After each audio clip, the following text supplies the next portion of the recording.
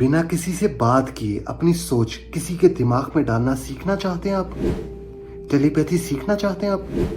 यही सीखेंगे आज हम, वो भी बाबुल इल्म से, कि जब एक शख्स ने बाबुल इल्म को अपनी परेशानी बताई तो आपने उसे टेलीपैथी सिखाई। मैं सलाम कहता हूँ कि आप तलहा अहमद से कलाम अली अलैहिस्सलाम सुनने आए हो।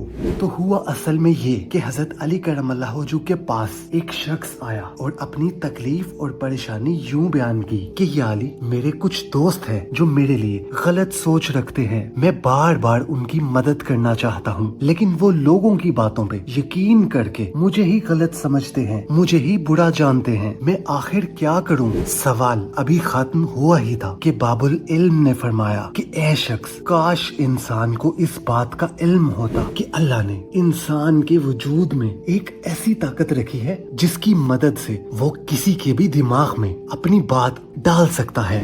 इससे आपको टेलीपैथी के अलावा दिमाग की एक और ताकत लाजमी याद आई होगी, जो कि ये थी कि बिना किसी के बात किए, बिना किसी के बोले, उसकी सोच को, उसके ख्यालात को सुनना, जो कि माइंड रीडिंग है। माइंड रीडिंग का प्रोसेस अगर नहीं सीखा तो वीडियो आई बटन में है। बाबुल इल्म का ये कहना था कि वो शख्स हैरत से पूछने लगा कि या अली, ऐसी क्या चीज है जिससे मैं किसी के भी दिमाग में अपनी सोच डाल सकता हूँ? जब उसने ये पूछा तो बाबुल इल्म ने फरमाया कि ए शख्स, इंसान के दिमाग का इख्तियार सिर्फ इंसान के जिस्म पर नहीं बल्कि पूरी कायनात पर है। लेकिन अफसोस तो ये है कि इंसान अपनी महदूद जिंदगी और अपनी ख्वाहिशात में अपने आप को इतना मसरूफ करके बैठा है कि वो इस दिमाग से फायदा उठाना नहीं जानता। तो उसने पूछा कि या अली, मैं अच्छी सोच को अपने दोस्तों के दिमाग में कैसे डालूं? बाबुल इल्म ने फिर तरीका सिखाया। आपने फरमाया कि ए शख्स, तुम फजर की नमाज पढ़ो और उसके बाद खुले आसमान के नीचे खाना काबा की तरफ मुंह करके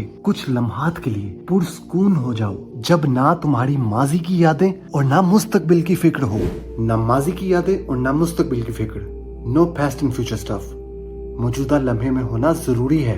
बाबुल इल्म एक अलग जगह इंसान के बारे में एक अजीब हकीकत बयान फरमाते हैं कि इंसान आज के वक्त को मुस्तकबिल की फिक्र में गुजार कर परेशान रहता है और मुस्तकबिल में माजी को याद करके उदास रहता है। सब चीजें छोड़ के सिर्फ ये चीज अगर सीख ली जाए तो इंसान मुतमईन रहे। खैर, बाबुल इल्म ने फिर फरमाया कि उस वक्त जब ना माजी की यादें और ना मुस्तकबिल की फिक्र हो, तो उस वक्त तुम आंखें बंद करके इस कायनात की हरकत को महसूस करो और फिर इस कायनात के जिस इंसान के बारे में सोचना चाहते हो उसको गौर व फिक्र के साथ अपने सामने रखो और फिर हल्की आवाज में वो कहो जो तुम उसके दिमाग में डालना चाहते हो। जब तुम ये अमल करोगे तो उस इंसान के वजूद में तुम्हारे लिए वो सोच पैदा होगी जो तुमने खुद उसके दिमाग में डाली है। ये है टेलीपैथी, वो भी उनसे जिनके बारे में नबी अलैहिस्सलाम ने फरमाया कि मैं इल्म का शहर हूँ और अली उसका दरवाजा है। अब जो भी इस शहर में आना चाहे वो इसी दरवाजे से आए। आपके बारे में तो मुझे यकीन है कि आप शहर में फैलांग कर नहीं बल्कि दरवाजे से ही गए हो।